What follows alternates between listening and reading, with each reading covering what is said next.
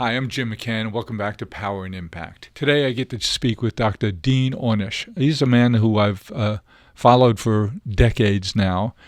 His writings and teachings have had a major impact on my life, and I was really looking forward to our conversation today. He's one of those people who has been at the forefront of understanding and teaching how lifestyle, that is, what we consume, how we move, how we interact, what relationships we have, all mixed to form the influence on our health. He's been at the forefront of lifestyle medicine now for probably 4 decades, and I think you'll find his dialogue to be one of great interest.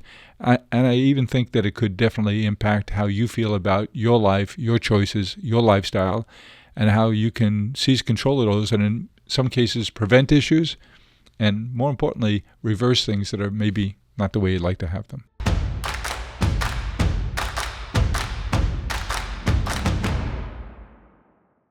Dean, I've been a fan of yours for a long time.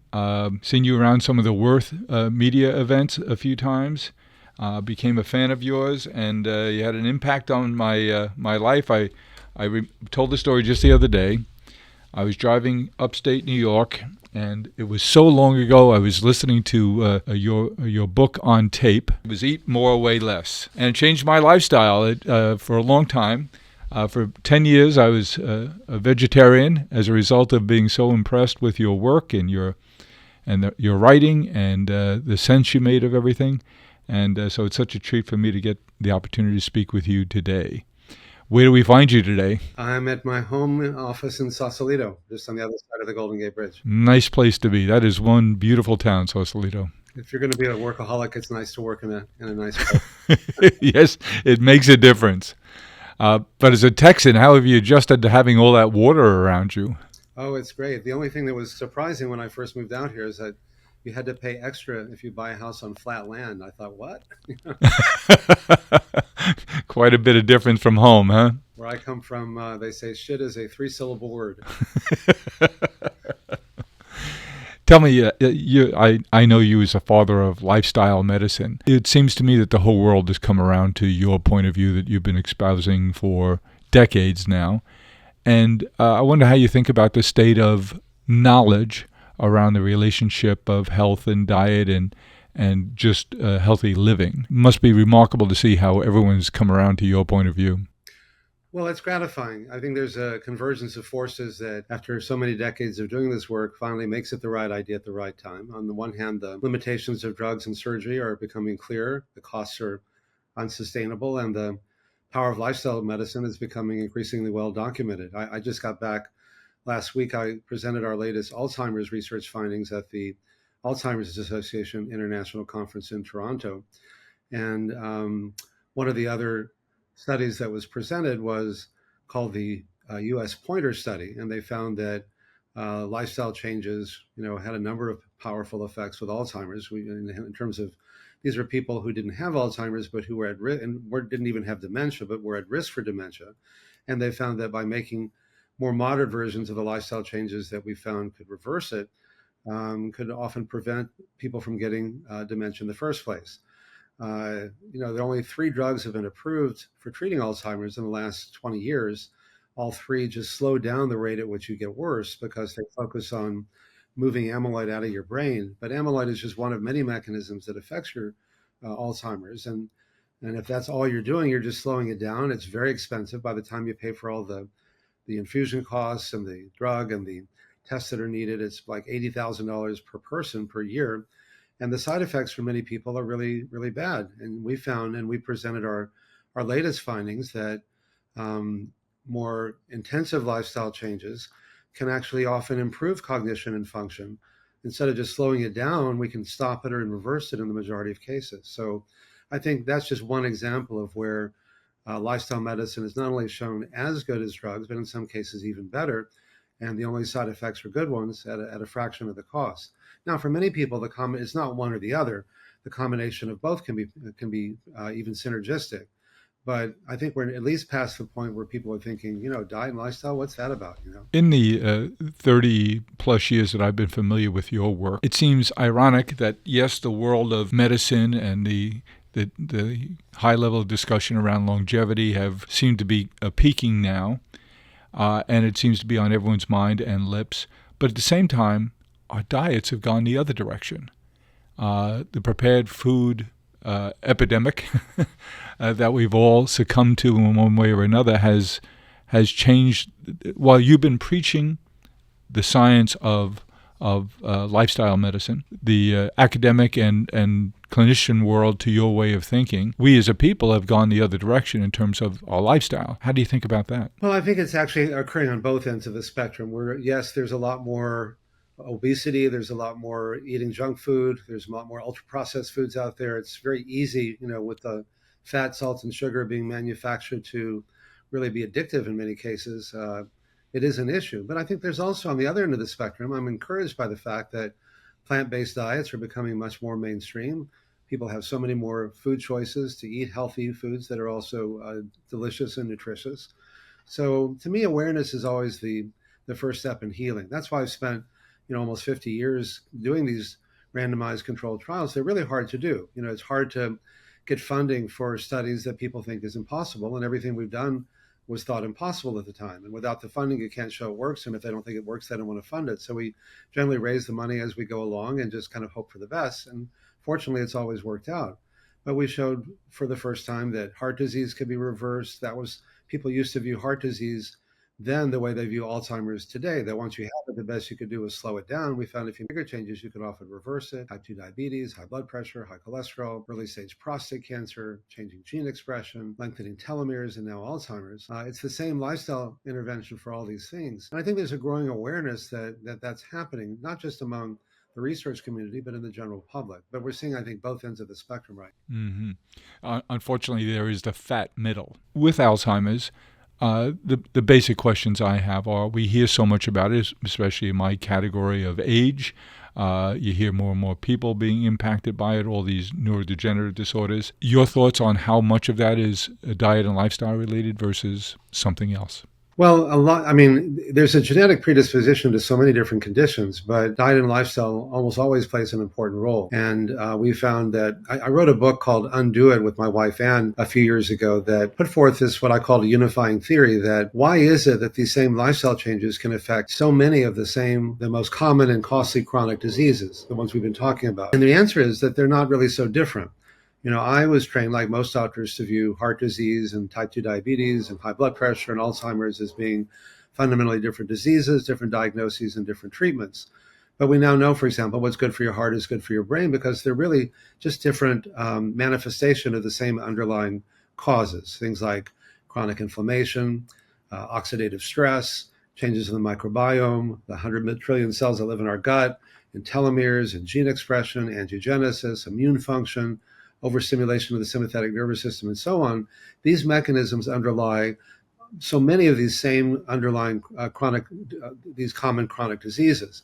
And so it kind of radically simplifies what we tell people. It's not like, here's your diet and lifestyle program for preventing or treating diabetes or for heart disease or for Alzheimer's. It's the same for all of them, because they're really just different manifestations of the same condition. Reading some of the work you did in Undo It with your wife, Ann, and I was wondering, give me a definition of what inflammation is. I understand inflammation when it's an injury, but you talk about inflammation as a systemic issue. Well, like so many things, our body has mechanisms that are designed to keep us alive, but if they're chronically activated, the same mechanisms that help heal us can harm us and even kill us.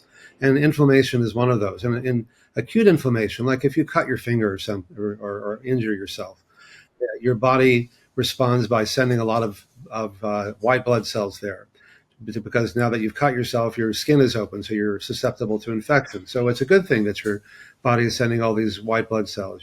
Inflammation, it gets inflamed, it gets red, it gets swollen, and your body's sending more nutrients there, doing all the things that it can do to help heal itself faster. That's good. That's really what we've evolved to do. But in modern times, these same mechanisms that are really designed to protect us can actually harm us because they're chronically activated. So, for example, if you are under chronic stress, that can lead to chronic inflammation. Again, the stress response is another example of a mechanism that's designed to protect us that can harm us. If you're walking along in the jungle and a saber-toothed tiger jumps out at you, you want your heart rate to go up. You want your arteries to constrict. You want your blood to clot faster so that if you get injured or bitten, you don't bleed as quickly. But when it's chronically activated by the stresses of everyday life, and you get chronic inflammation or chronic activation of these stress responses, your arteries in your heart can constrict and bloods can clot there and cause a heart attack, or in your brain can cause a stroke. And the inflammatory response causes the blockages to build up faster in the arteries of your heart or your brain. So really the idea is not that these mechanisms are really good or bad, but it's the fact that they're chronically turned on that makes them harmful. And you talked about the microbiome before I could spell it, and I still struggle with it. But we're hearing more and more about it, and it relates to the very basic theory of your work. How should we think about how science is evolving there in terms of, I know people now have gone to get a reading on what the current state of microbiome is. How important is that? There are all these programs now where you can get a battery of tests to assess your health and to be predictive about what direction you're heading in. Your thoughts on those programs, the role of the microbiome in particular, and then secondarily, your recommendation or thoughts around people who have the means going and doing these batteries of tests or these multi-day programs of assessment. Yeah, so the microbiome is really kind of mind-boggling when you think about it. We have 100 trillion, with a T, trillion cells in our gut that are really not us, that are just kind of hanging in there. And it's really, although it's been around for a bit, it's still a very emerging field. There's a preponderance of healthy organisms versus unhealthy organisms. And so we found in our Alzheimer's. So everything we put in there is impacting that stew. That's right, for better and for worse. Not only what we put in our bodies, but how we react to stress and how much social support we have and how much exercise we get. All these things actually play a role in our microbiome. And we found in our Alzheimer's study, for example, that some organisms that are protective went up in people who made these changes. And in the people who are in the usual care group, some of the organisms that are harmful went up. Now, some people are taking probiotics in hopes of, like when you have plain yogurt, for example, it has organisms like lactobacillus or bifidobacter or other so-called good organisms in there that I think those are worth doing. And in some cases, to have a battery of tests or to get a blood test and have 400 or 500 tests done. And it can, I think, like so many things, it's a mixed blessing. Again, awareness is the first step in healing. And if you know you have a problem, that can get people's attention. And there's a motivational moment when you find out you have something that's not normal or not, that could increase your risk of disease, that may make you motivated to do something about that. That's good. But people can also get a little overwhelmed by all the lab tests and not really understanding that if you test enough things, you're going to find some things out of range just, by the law of averages. And so you need somebody to help guide you through those processes and not just give you a lot of information. Tell me, I'd love to hear, you mentioned earlier on that you're a workaholic, but you get to do it in a pretty nice physical setting. What is the mix of your activities in your life now? I know you wrote the book in 2019 with Anne on Undo It, which has been a huge hit.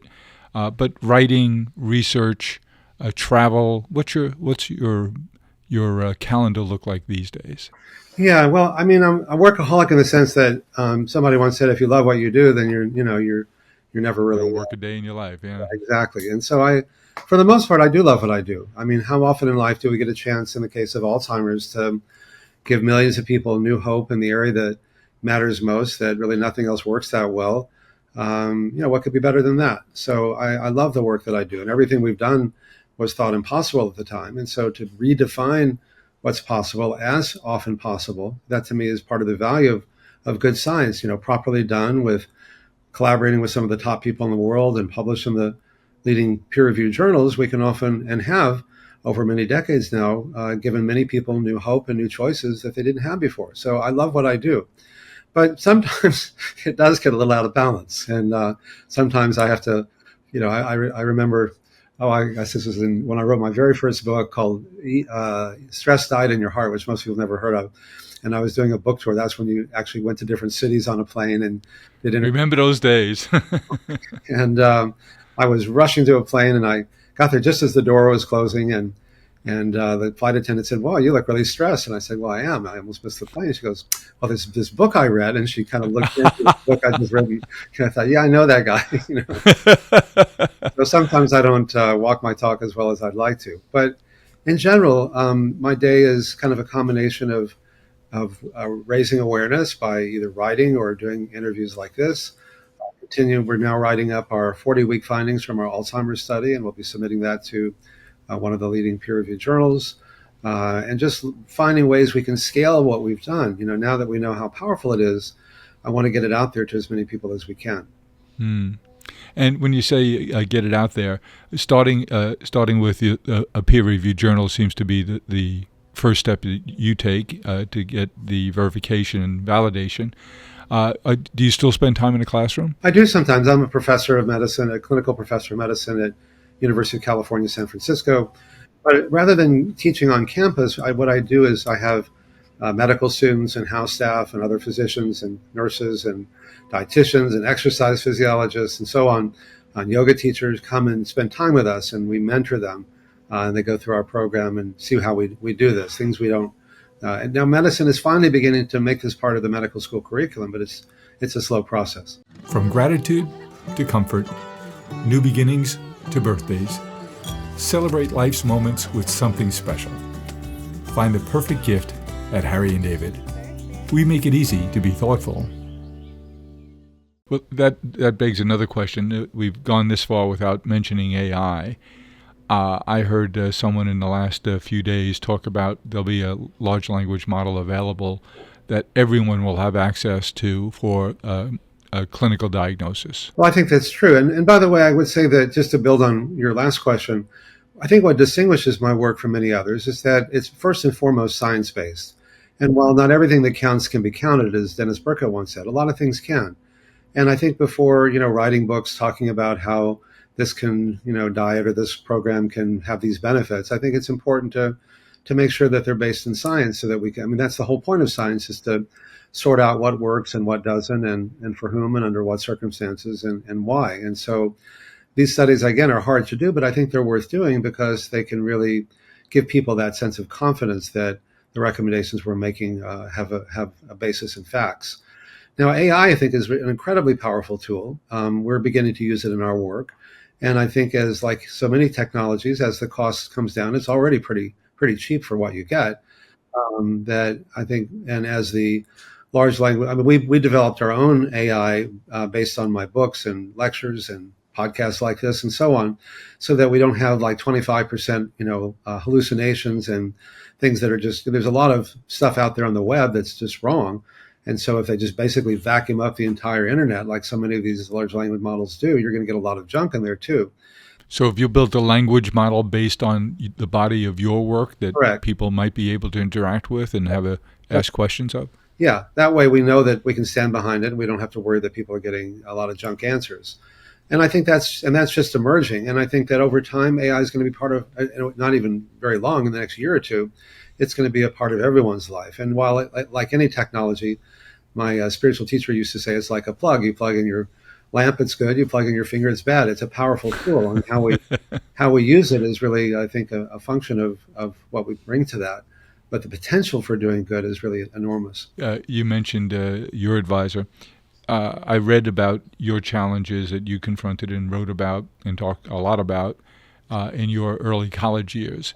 How important is having the right people in your life? You talk about the impact of love as not just a concept, but as an important ingredient into our health, love and relationships. Yes. Talk a little bit, if you will, about how we should think about health and relationships. Well, I was reading about you, and it said that one of your guiding principles was curiosity, humor, and empathy, which I thought was, or curiosity, empathy, and humor. That's what it was. And I think those are really powerful tools for bringing us together. If you reduce, Albert Einstein once said, if you can't explain it simply, you don't understand it well enough. And so the essence of my program is eat well, move more, stress less, and love more. And people say, I get the eat well part and the move more. What is the stress less? Okay, that's kind of weird, meditation, but okay, I'll try that. And what is this love more stuff, And it turns out that anything that, study after study, I wrote a book back in 1998 called Love and Survival that reviewed at the time hundreds of studies, and now literally tens of thousands of studies showing that people who are lonely and depressed and isolated are 3 to 10 times more likely to get sick and die prematurely when you compare them. It's an amazing percentage. It's higher than smoking. It's higher than anything. And in fact, it affects whether we smoke or overeat or do things like that, because oftentimes people will say things like, I've got 20 friends in this pack of cigarettes and they're always there for me and nobody else is. You're going to take away my 20 friends? What are you going to give me? And so 3 to 10 times increased risk of getting sick and dying from pretty much everything. There's nothing really that has that kind of impact on us. And yet it's something we don't really learn much about in our medical training until recently. Vivek Murthy, the former Surgeon General, who's a good friend, wrote a book. He did some really bold work when he was really bold work. Yeah, he's a good friend. And in fact, I just got a text from him yesterday. And he wrote a book on the importance of social networks and healing.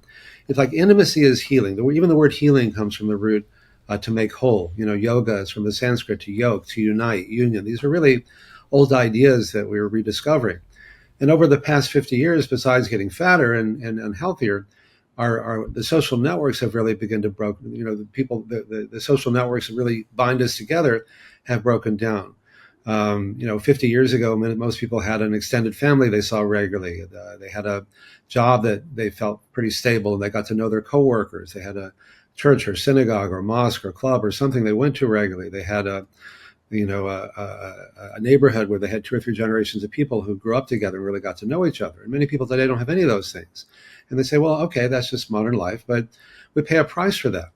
And the social networks, like Facebook and so on, one of the studies that Ann and I cited in our book was that the more time you spend on Facebook, the more depressed you are. And why is that? Because it's not true intimacy. When you grow up in a family of 2 or 3 generations, they really know you. They don't just know your Facebook profile or all the good things, that you put in your bio. They know where you messed up. They know where you got busted or you were suicidally depressed in my case or whatever. And you know that they know, and they know that you know that they know, and they're still there for you. There's just something really primal and visceral about, I see you, as James Cameron wrote about in Avatar, which is really an old African proverb. I see all of you and I accept all of you, warts and all. So our support groups are designed to kind of recreate that experience, to create a sense of safety, that what goes in the group stays in the group, that you can talk about what's really going on in your life without fear that someone's going to judge you or criticize you or give you glib advice. They'll just be there with you and they'll talk about their experiences. And that may sound so simple, and yet it's the part of our program that people often have the most questions about, and yet it's invariably the part that's the most meaningful because it's such a fundamental, primal human need that so often goes unfulfilled that when we can give that to people, then they're much more likely to make lifestyle choices that are life-enhancing than ones that are self-destructive. As I mentioned, when I was 19, I was at Rice University in Houston, and I got suicidally depressed. For me, that was my doorway into learning about and doing this kind of work. When, change is hard, but if you're in enough pain, as I was, whether it's physical or emotional or often both, there's an opportunity for change that we're not really trained as doctors to take advantage of. We're trained to view pain as something to be, killed or numbed or bypassed, literally or figuratively. And yet, because change is hard, if you're hurting enough, then suddenly the idea of okay, well, gosh, this stuff sounds kind of weird to me, like a vegetarian diet and meditation and all this talking about my feelings, but okay, I'm hurting so bad, let me try this weird stuff since it's got, all this research validity, maybe there's something to it. And I can't tell you how many people have said things like, in retrospect, having a heart attack was the best thing that ever happened to me, or having a diagnosis of prostate cancer or Alzheimer's, whatever. And at first I thought, what, are you crazy? And they say, no, that's what it took to get my attention to begin making these lifestyle changes that have, I'm able to quiet down my mind and body and experience more of an inner sense of peace and joy and well-being that I didn't have before. My relationships were becoming healthier. I have a sense of empowerment. My chest pain from my heart disease is gone. I can make love with my spouse and play with my kids and go back to work and do things I thought I'd never do again. So to that extent, helping people reframe suffering, not as something that we look for, but sometimes, there it is. What can we do about that? And to see it as a doorway or as a catalyst for transformation. Even though you gave some amazing statistics in there about the impact it has, the relationships can have positively and negatively, I just think it's bigger and worse than we imagined in terms of how many people are suffering from loneliness. And there was a piece written in the Wall Street Journal by 2 terrific young editors out of their Washington bureau, probably 6 years ago now. It was pre-COVID, where they talked about the boomer generation, my generation, being the loneliest generation. I think a couple of successive generations are trying for that title as well. But they talked about what you just referenced there, where we used to live in multi-generational family households.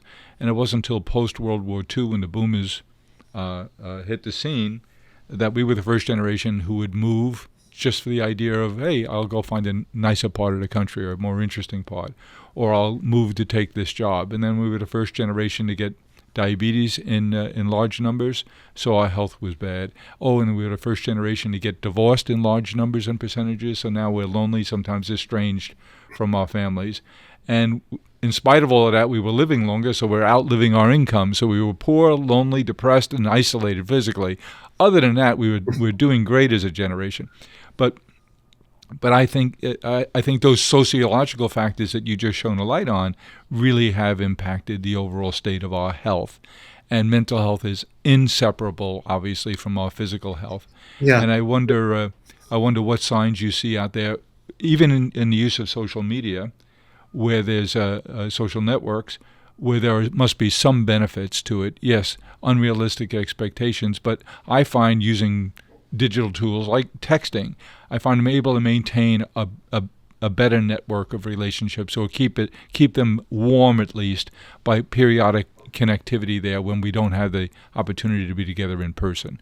So are there with those new tools, they're here, they're not going away. How do you suggest people use those to enrich their stew of an emotional and relationship life? Because it's not just those deep, important relationships. As we found out in COVID, when we did a lockdown, even missing seeing the regular lady at the check-in desk at the office you use lots of times, when that micro contact was gone, you missed that too. Well, you've raised a lot of really important points here. Let me try to parse them out. Intimacy is healing, as I mentioned, and intimacy is based on authenticity. That people really know you, all of you, and because otherwise you say, "Gosh, if they really knew, if they only knew the real me, they'd hate it." Yeah. And the problem with most social media is they don't know the real you. Everybody's posting their best self. Like, here I am in front of the Eiffel Tower with my beautiful family, and here we are, and they don't post their demons, their darkness, their self-doubt, their self-loathing, whatever it happens to be that we all have at times. And so that's what we try to do in our support group, is to really create a place that feels safe enough for people to let down their emotional defenses and to talk openly and authentically. Somebody might say, "Gosh, I may look like the perfect father, but my kid's on drugs." And somebody else say, "Gosh, my kid's has a problem too," or "I've got a drug problem," whatever it is. And suddenly it doesn't fix the problem, but it fixes the shame or the loneliness that comes along with not really having anybody to share that with in an authentic way. I think that people are also beginning to realize that saying no it can be liberating, and sometimes that a sense of commitment can be liberating. People think, well, I can't. I want to be able to do everything I want. To be able to eat everything I want. But all spiritual traditions are based on not doing certain things. They may vary. Most spiritual traditions have dietary guidelines. Sometimes they're different from each other. But whatever the intrinsic benefit is of eating or not, they all seem to have fasting involved. Well, fasting is a whole other thing, which clearly is beneficial if done properly. That's why it's called fasting, because you can get better fast. But the idea of not doing certain things can imbue them with meaning. When I was suicidally depressed, I could take all the meaning out of my life. So what? Who cares? Nothing matters. Why bother? That whole thing. But I later learned that, and I think there's an epidemic of meaninglessness in our culture, which is, leading to that sense of depression. Epidemic of meaning. Yeah, but people don't find that sense of meaning in their lives. But I learned later that I could imbue my life with meaning by doing acts of service. So for me, with the work that I do, it may seem unselfish, but it's really the most selfish thing I can do, because it brings meaning to my life, and yes, and that really gets me through every day. People think, and there's an endorphin release there when you're doing something for someone else. There's a huge social component to that. That's so right. If you're doing something good and you're feeling good about it, you're more likely to be attractive. You're more likely to develop new and better relationships. That's right. It's a virtuous cycle. Your immune system. Studies show that watching Mother Teresa minister to the poor of Calcutta and measuring your blood levels of immunoglobulins go up, and all the good ones go up when you just from not only doing an act of service, but just watching someone else do an act of service. We're hardwired in that way, or just choosing to be in a monogamous relationship. Here in the Bay Area, polyamory is such a big thing, and there's no judgment around it. But people think that more is always better, and yet they don't realize that when you choose to just be with, say, one person, it imbues those choices with meaning, and that you can only be intimate to the degree that you can be vulnerable, and you can only be vulnerable to the degree you feel safe. So if you're in a truly committed, safe, monogamous relationship, in the best case at least, then levels of intimacy can continue to expand exponentially without limit. And the more intimate you are, the more erotic it is, the more fun it is, the more joyful it is, and so on. So I think that our generation is just beginning to learn, again, not for external moral reasons, but what are the things that are going to bring me the most pleasure and joy in my life and keep me the healthiest, and finding that sometimes choosing not to do certain things, not to eat certain foods, whatever, not as a sense of repression, but a sense of empowerment, can actually be transformative. At Harry and David, we work with our hands as well as our hearts, so you can enjoy sharing it as much as we enjoy making it. And that's what life's really all about, sharing with those we're closest to, no matter how far we are apart. Harry and David, share more. Drill down a little bit more, if you would, Doctor, on that whole question. The way you just talked about the benefits, psychological and physiological, about monogamy, I that was amazing. Well, just anytime you choose not to do something, it can imbue your life with meaning.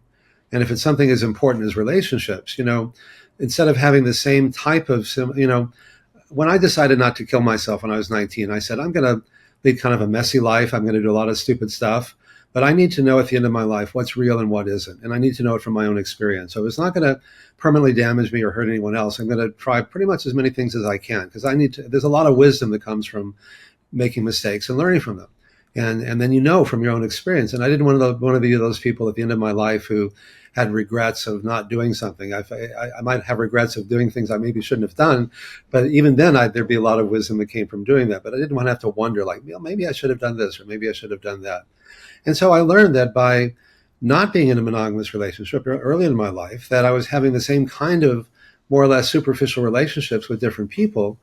But when I've just focused in on being only with one person in a monogamous way, my wife Anne, then I found that we were, instead of having the same type of experience with different people, I was having these incredibly different experiences with the same person. That sense of safety, that crucible of that sacred connection, if you will, of that shared agreement, has enabled us to continually to open our hearts to be emotionally vulnerable.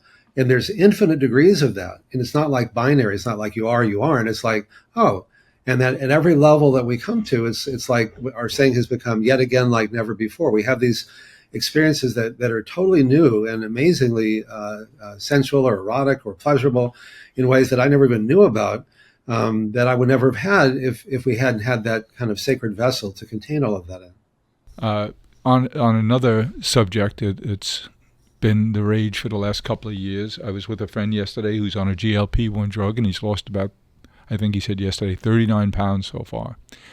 What are we going to be saying about these drugs 24 months from now? Well, I think like anything, they can be a good jumpstart for people. They can help people see like they actually can lose weight. But then, of course, how do you get off them in ways that you don't gain the weight back? It's like so many things. It's like going on a cholesterol-lowering drug, and then you get off it, your cholesterol goes back up, or a blood pressure drug, or so on. So my work is all about addressing the causes. What is the cause, and what is the cause of that? And there's usually a causal chain of events, and the farther back in that causal chain you can go, the more powerful, in this case, the healing can be. To the extent they can create a jumpstart for people and help them see, oh, I really can lose weight, and wow, it really feels good to do that. There really is a cause and effect. I consume X, and Y happens. Right.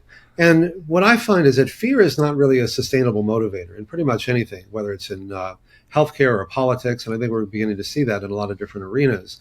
But in the short run, fear can really get your attention. But what really makes it sustainable is joy and pleasure and love and feeling good. And, for example, when people make lifestyle changes and they have heart disease, their angina goes away in 90% of the cases in a few weeks. First of all, I found that even more than being healthy, people want to feel free and in control. This goes back to, don't eat the apple. That didn't go so well, and that was God talking. It's more about a sense of choice and empowerment. And so if people realize, if you say, don't do this and don't do that because, you might get a heart attack if you keep doing those things, for a month or so after someone's had a heart attack, they'll do pretty much anything that the doctor says, but then they stop doing it because we all know we're going to die. The mortality rate is still 100%. It's one per person, but we don't think about it most of the time because it's too scary. So fear is not really a sustainable motivator. But interesting, yeah. And the paradox is also that sometimes it's easier to make big changes in lifestyle than small ones, because when you only make small changes, you only get small benefits. In all of our studies, we found the more you change your lifestyle, the better you get, and whatever we're measuring, whether it's heart. And you've talked about that in each of your works, Exactly. each of your bodies of work. It's big is easier than little, exactly, from a behavioral point of view. Because when you make big changes, you feel so much better so quickly in most cases.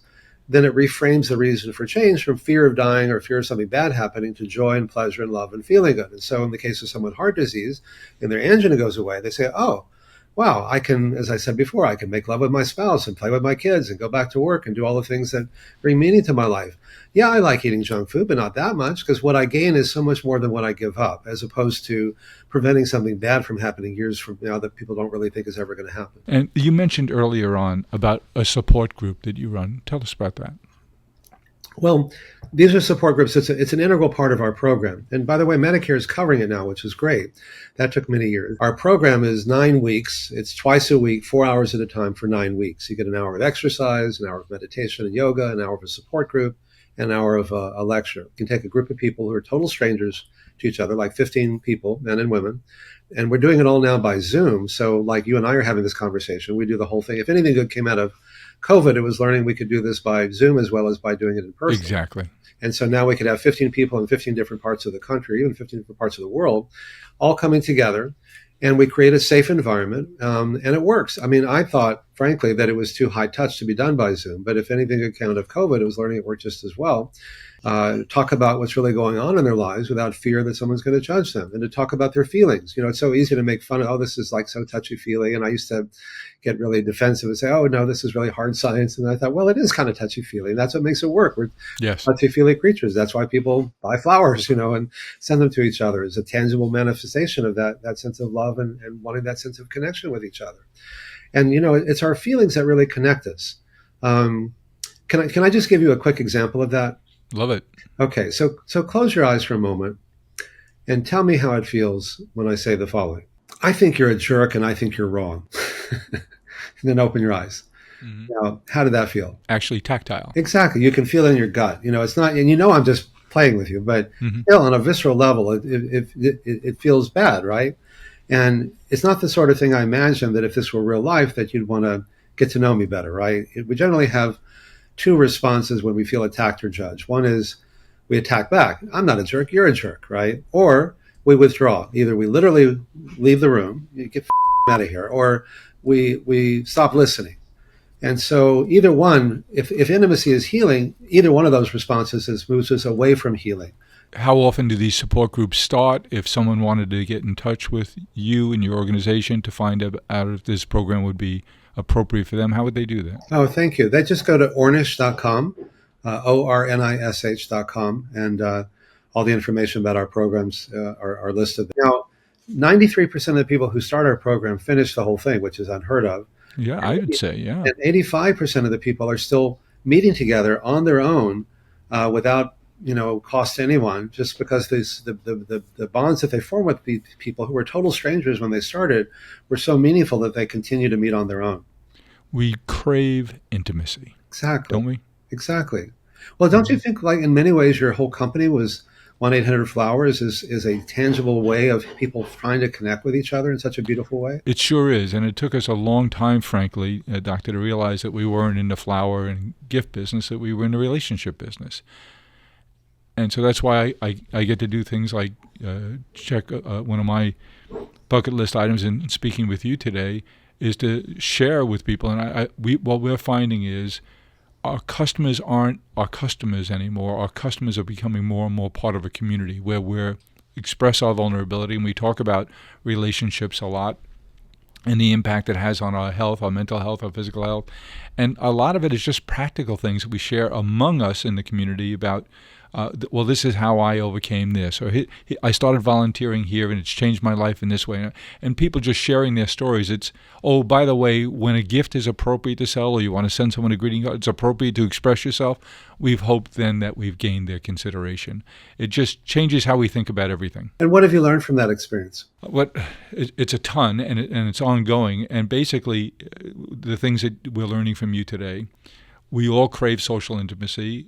We feel better, we act better, we are better when we have more and better relationships in our life. No one has ever had too many good relationships. No one has ever said, I have way too many people in this world who love me. Not once, not ever, not going to be. So it's the essence of what we are. You can't be physically healthy unless you're mentally healthy, and you can't be mentally healthy unless you have good and positive relationships in your life. Exactly. Well, truth is truth. We keep finding, it's how funny we all end up finding the same truth from different pathways. I recently, when I say recent, the last couple of months, in social media feeds, I was seeing a lot about these Tai Chi kind of movement exercises. And I've taken to doing those on a regular basis. And of course, I usually overdo everything. But I'm trying to moderate my counts here. But I find it's had a tremendous impact on how I feel, and I like to play golf every once in a while, and I've been suffering with a back issue. In the 2 months that I've been doing these Tai Chi movement kind of exercises, I tend to do them not as slow as they show you in the videos, but I tend to do them a little faster. It's had a huge impact on me. That's wonderful. And I've been doing yoga for many, many years, and so I do that. It's similar to Tai Chi in that regard. I do some strength training as well. I think resistance training as you get older is also important to keep your muscles and bones healthy. And meditation still an important part of your life? Oh, every day. And, meditation isn't just to manage stress. I mean, the ancient, swamis and rabbis and priests and monks and nuns didn't develop meditation to unclog their arteries or lower their blood pressure. It's a powerful tool for quieting down our mind and body to experience more of an inner sense of peace and joy and well-being. Wow. I was looking forward to this, and now I know why, because you're terrific. You're a gift to us all, and as a longtime fan, I've just turbocharged my interest in you and the work you do and the benefit we all receive from the work you do. I hope you continue change the lives of many, many people, and I hope in particular the work you're doing on these neurodegenerative diseases is fruitful in the very short term. Well, thank you, Jim. And as I said earlier, awareness is the first step in healing, and you're reaching millions of people, and I want to give you a deep bow of respect for being a healing force in so many people's lives. So thank you for the chance to be here today. Thank you, Dr. Ornish. And we're all going to run to Ornish.com now and look up all the different programs we can get involved with. It sounds to me like there's so many of us who could benefit from being involved in your programs. Thank you again, Dr. Ornish. You're terrific. Hi, Jim McCann here at Power and Impact. The conversation we had today with Dr. Dean Ornish is remarkable. He's a really special guy. I took a lot away from it personally. I know he's already changed how I think about a lot of things, at least in the near term. But I suspect I'll be needing to go back to him from time and time again to get a new boost or recharge my batteries in terms of overall lifestyle management. If there's someone you think could benefit from his work, please share this episode with them, encourage them to become subscribers, and you can always go to Ornish.com to learn about the different programs Dr. Dean Ornish and his team provide.